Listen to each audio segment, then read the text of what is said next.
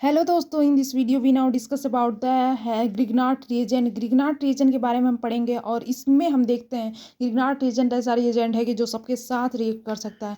तो आप हमारे देख सकते हैं, ये नोट्स मेरा है जो ग्रिग्नार्ड रीजन के बारे में आज हमें पढ़ना है। तो फर्स्ट ऑफ ऑल हम देखते हैं method of preparation of Grignard reagent. Grignard reason का प्रिपरेशन जैसे कि RX है और एल्काइल हाइलाइड है, उसके बाद से Mg के प्रेजेंस में 35 डिग्री सेंटीग्रेड पे ड्राई ईथर लेते हैं और RMgX फॉर्म कर लेते हैं।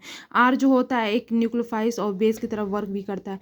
देन इसमें हम देखेंगे कि जो अगर इसमें ड्राई क्यों लेते हैं, ड्राई इसलिए लेते हैं कि अगर ड्राई नहीं लेंगे मॉइस्चर लेंगे तो ये क्या बोलते हैं कि एल्केन फॉर्म कर लेगा और ग्रिग्नार्ड रीजन स्टेबल बनाता है। ईथर जो होता है उसको स्टेबिलिटी प्रोवाइड करता है। इसका कुछ ओपी पॉइंट है कि देखते हैं कि जैसे कि रेट ऑफ रिएक्शन, इसमें रिएक्ट अगर करता है तो RX जो होता है इसका बॉन्ड ब्रेक होकर और RMgX जो एक न्यूक्लियोफाइल और बेस की तरह दोनों वर्क करता है तो इसका बॉन्ड ब्रेक नहीं होता और फिर RMgX ऐसा कुछ फॉर्मेशन कर लेता है। पॉइंट ऑफ में देख लेते हैं कुछ ओपी पॉइंट है जिसमें कि बॉन्ड एनर्जी जिसकी जितनी कम होगी उसकी लिविंग एबिलिटी ज़्यादा होती है और वो रिएक्ट कर लेता है। फिर मॉइस्चर कंडीशन में एल्केन विल फॉर्म, अगर मॉइस्ट कंडीशन लेते हैं तो अगर मॉइस्ट कंडीशन ले लिए तो फिर ये एल्केन फॉर्म कर लेगा। और Grignard is organic metallic compounds with metals proportional to bonded with carbon. तो इसमें क्या होता है, ग्रिग्नार्ड रिएजेंट जो होता है वो ऑर्गेनिक मेटेलिक कंपाउंड्स होता है जो मेटल्स Mg एज मेटल है और कार्बन के साथ वो बॉन्ड फॉर्म कर लेता है। ड्राई ईथर जितनी रिएक्टिविटी उतनी रिएजेंट उतनी ज़्यादा होगी और most possible reagents with react with all which is ionic covalent both character grignard does not react with ether। इसमें क्या बोलते हैं, ईथर के साथ ये रिएक्ट नहीं करता बट इसको स्टेबिलिटी प्रोवाइड करता है। और जिसमें देखते हैं कि जैसे कि ग्रिग्नार्ड रिएजेंट है मोस्ट स्टेबल रिएजेंट, ये सबके साथ रिएक्ट कर लेता है और ये आयनिक कोवलेंट बोथ कैरेक्टर रखता है।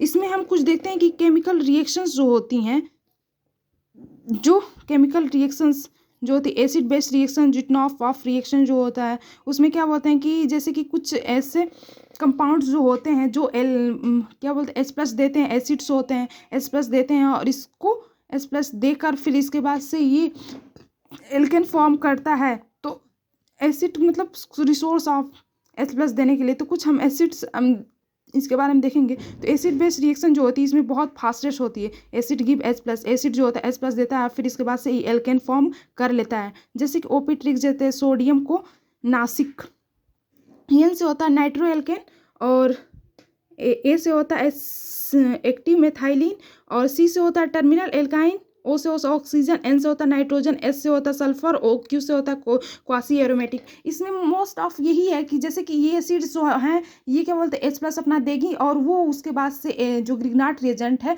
वो एल्केन फॉर्म कर लेगा। फिर उसके बाद से हमने ये देखते हैं कि जैसे कि इसमें हम देखें हैं कि H+ जैसे H+ दे रहा है, नाइट्रो ग्रुप है एल्केन, तो ये एसिड्स है, एसिड के वर्क कर रहा है क्योंकि ये अल्फा एस से ये H दे देगा अपना, तो एसिड के रूप में वर्क कर रहा है। तो इसमें क्या होगा, एल्केन फॉर्म कर लेगा, CH मेथेन फॉर्म करेगा।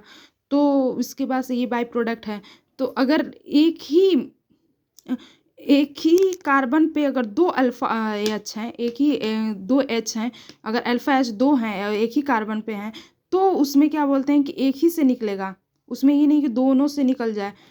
तो एक ही को हम हटाएंगे, एक ही कार्बन एनायन बनेगा। जैसे कि इसमें ना वफा होगी ना वफा की बात होगी, एक ही एटम पर एक से ज़्यादा एक्टिव H होंगे तो रिएक्शन एक ही से होगी।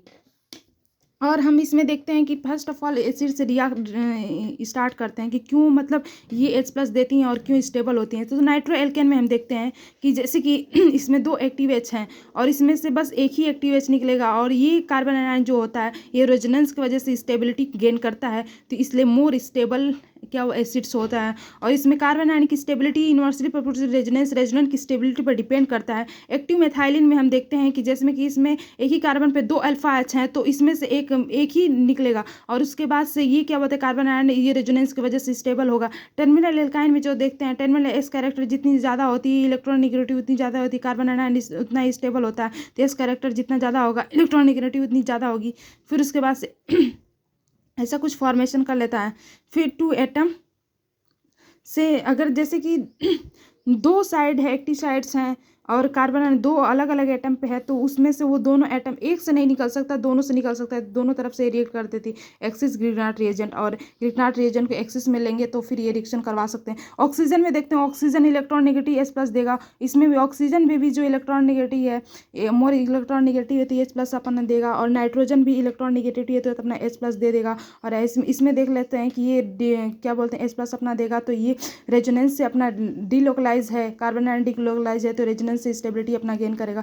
फिर सल्फर में भी ये H+ देगा, और सल्फर की इलेक्ट्रोनेगेटिव ऑक्सीजन की इलेक्ट्रोनेगेटिविटी से ज़्यादा होती है तो ये अपना H+ देगा और मोर स्टेबल फॉर्म कर लेता है। उसके बाद से न्यूक्लियोफिलिक एडिशन रिएक्शन में हम देखते हैं कि R-MgX से रिएक्ट करवाते हैं, तो अगर कीटोन या ईथर को एल्डिहाइड है तो फिर इसके बाद से ये रिएक्ट करता है R-S, जो ये कार्बन आयन न्यूक्लियोफाइल के वर्क कर इस पर अटैक करता है। फिर उसके बाद से ये बॉन्ड इधर शिफ्ट हो जाता है उसके लिए। फिर उसके बाद से कोई भी NH4Cl जो होता है H+ का सोर्स है, और Cl- तो H+ का सोर्स फिर H+ आता है। फिर उसके बाद से ये R-MgX+ उसके पॉजिटिव साइड से ऐड होकर उसके बाय प्रोडक्ट फॉर्म कर लेता है, और ये main product H+ alcohol form कर लेता है। इसमें 1 डिग्री 2 डिग्री 3 डिग्री ऐसे रिएक्शन करवाते हैं तो फॉर्मेशन होता है। रेट ऑफ रिएक्शन जो होती है स्टेरिक हिंड्रेंस पर डिपेंड करती है, जिसकी स्टेरिक हिंड्रेंस जितनी ज़्यादा होगी उसकी रेट ऑफ रिएक्शन उतनी कम होगी, जिसका स्टेरिक हिंड्रेंस कम होगा उसका रेट ऑफ रिएक्शन उतना हाई होगा। तो स्टेरिक रेट ऑफ रिएक्शन में R1 R2 R इसमें ज़्यादा स्टेरिक हिंड्रेंस है, इससे कम इसमें, क्योंकि इसमें 1 R है इसमें 2 R है, तो ऐसा कुछ फॉर्मेशन होगी।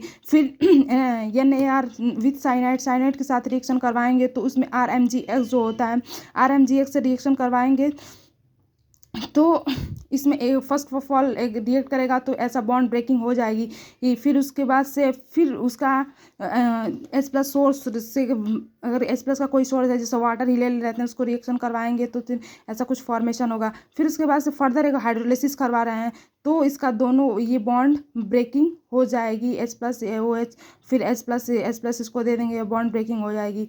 तो बॉन्ड ब्रेकिंग फिर ये फॉर्मेशन हो जाएगी। फिर एक ही कार्बन पे OH ग्रुप आ जाएंगे और फिर यहाँ से H और OH निकल जाएगा, देन ये अल्कोहल फॉर्म कर लेगा। अगर ग्रिग्नार्ड एक्सिस में है तो ये कीटोन फॉर्म कर लिया है, अगर एक्सिस में है तो फर्दर रिएक्ट कर ये अल्कोहल फॉर्म कर लेगा विथ साइक्लिक ईथर से साथ करते हैं। सभी साइक्लिक ईथर रिएक्शन नहीं देते हैं, बस मोस्ट ऑफ द 3 और 4 मेंबर साइक्लिक ईथर ये रिएक्शन देते हैं, साइक्लिक नॉट गिव रिएक्शन। जैसे कि R-Mg से उस साइड से रिएक्ट करेगा जिधर स्टेरिक हिंड्रेंस कम है, स्टेरिक हिंड्रेंस जिधर कम है उसे रिएक्ट कर फिर H+ OH से ऐड फिर ये भी क्या बोलते हैं अल्कोहल फॉर्म कर लेगा, अल्कोहल फॉर्मेशन कर लेगा। तो फिर उसके बाद से हम देखते हैं कि इसमें विथ ऑक्साइड सल्फोक्साइड से भी ऐसे ही रिएक्शन होगी कुछ ऐसा। फिर उसके बाद H+ का सोर्स लेकर फिर उसको H+ OH दे देते हैं तो फिर ये OH फॉर्म कर लेता है। फिर इसमें देखें फर्स्ट ऑफ ऑल जैसे कि कैसे कार्बोक्सिलिक एसिड फॉर्म करता है, कार्बोक्सिल और सल्फोनिक एसिड्स सल्फोनस एसिड्स और सल्फोनिक एसिड्स, तो ऐसा कुछ फॉर्मेशन होती है अगर ऐसे रिएक्शन करवाते हैं तो। फिर उसके बाद न्यूक्लियोफिलिक एडिशन रिएक्शन में एलिमिनेशन रिएक्शन में हम देखते हैं कि न्यूक्लियोफिलिक एडिशन रिएक्शन में हम देखते हैं तो reaction with the acid derivative, अगर एसिड डेरिवेटिव है जेड, जैसे कि एसिड डेरिवेटिव का जैसे Cl है और एसिड एनहाइड्राइड OCOR है, OR जो ईस्टर फॉर्म कर लेता है, NH2 होता है जो एमाइड फॉर्म कर लेता है 1 डिग्री 2 डिग्री 3 डिग्री, तो उसका रिएक्शन कैसे करवाएंगे। उसका रिएक्शन में हम देखते हैं कि electrophilic substitution addition nucleophilic addition elimination reaction, nucleophilic addition elimination reaction. तो इसमें क्या होता है कि इसका जो एसिड डेरिवेटिव है R-MgX फॉर्म कर इस पर अटैक करेगा, फिर एलिमिनेशन ऑफ द फिर उसके बाद से ऐसा कुछ बॉन्ड इस पर अटैक करेगा, देन ये बॉन्ड ऐसे ब्रेकिंग हो जाएगा। फिर उसके बाद से जेड निकल जाएगा, फिर ओ का बॉन्ड है, फिर फर्दर ऐसे ही मतलब ओपन हो जाएगा। देन उसके बाद से ऐसा कुछ फॉर्मेशन। इसका DM क्या होता है, जेड हटाओ और ग्रिग्नार्ड रीजन का R लगाओ, जेड को हटाते हैं Grignard. Acid based reaction fastest, इसमें जो होती है एसिड बेस्ड रिएक्शन जो होती है फास्टेस्ट होती है nucleophilic addition nucleophilic substitution addition reaction में जो होता है रेट ऑफ रिएक्शन किसकी सबसे ज़्यादा होती है। अगर एसिड 2-3 एसिड दे दिया गया और उसमें हम फर्स्ट ऑफ ऑल एक ही मोल अगर ग्रिग्नार्ड रीजन है तो उसका रिएक्शन हम कैसे करवाएंगे। तो जैसे कि हम देखते हैं कि ROR जो होता है रेट ऑफ एसिड क्लोराइड जो होती है उसकी सबसे ज़्यादा होती है, फिर उस एसिड एनहाइड्राइड एल्डिहाइड, फिर कीटोन एस्टर एमाइड, इस फॉर्म में रिएक्शन होती है। पैसे एसिड क्लोराइड फास्ट रिएक्ट करता है, तो इसको पहले एसिड क्लोराइड का कराएंगे, फिर एसिड एनहाइड्राइड, फिर एसिड एल्डिहाइड कीटोन, फिर स्टर, फिर एमाइड का रिएक्शन ऐसे करवाएंगे। देन हम कुछ और भी रिएक्शन हम देखते हैं। न्यूक्लियोफिलिक सब्स्टिट्यूशन रिएक्शन में जो R+ है उस पर एल्डिहाइड लेते हैं तो उस पर रिएक्ट करता है। तो इसमें X हटाओ और ग्रिग्नार्ड रीजन का R लगाओ, X हटाते हैं और ग्रिग्नार्ड रीजन का R लगाते हैं, तो इसमें क्या होता है, ये SN2 रिएक्शन होती है, डायरेक्ट अटैक कर ये निकाल देता है। H2PD और का हम रिएक्शन करवाते हैं, तो ये RMGS जैसे रिएजेंट लेते हैं, टाइटेनियम Cl4 CSNH देते हैं, HgCl2 लेते हैं, तो फिर ऐसा कुछ फॉर्मेशन कर लेता है। X हटाओ और R लगाते हैं, X हटाते हैं और R लगा देते हैं। विथ साइनोजन्स ग्रुप का हम रिएक्शन करवाते हैं, तो साइनोजन ग्रुप में हटाकर एल्कोहलिक CN को हटाकर ग्रिग्नार्ड रीजन का R लगा देते हैं, तो इसमें एल्कोहलिक CN का हटाकर और R ग्रुप लगा देंगे। फिर उसके बाद से DMCl हटाओ और R लगाओ। DM में कुछ ऐसे ऑक्सीजन और सल्फर के साथ रिएक्शन करवाते हैं, तो उसका क्या बोलते हैं, हैलोजन ग्रुप हटाते हैं और उसका ऑक्सीजन या सल्फर ग्रुप है Br एल्डिहाइड नहीं हैलोजन ग्रुप है, तो उसको हम लगा देंगे। फिर इसका कुछ हम देख सकते हैं। DM डायरेक्ट मेथड है। न्यूक्लियोफिलिक एडिशन रिएक्शन में ग्रिग्नार्ड रीजन का जब होता है, कार्बोनाइल कंपाउंड से जोड़कर हम एल्कोहल बना देंगे, कार्बोनाइल कंपाउंड से जोड़कर हम एल्कोहल फॉर्म कर लेंगे।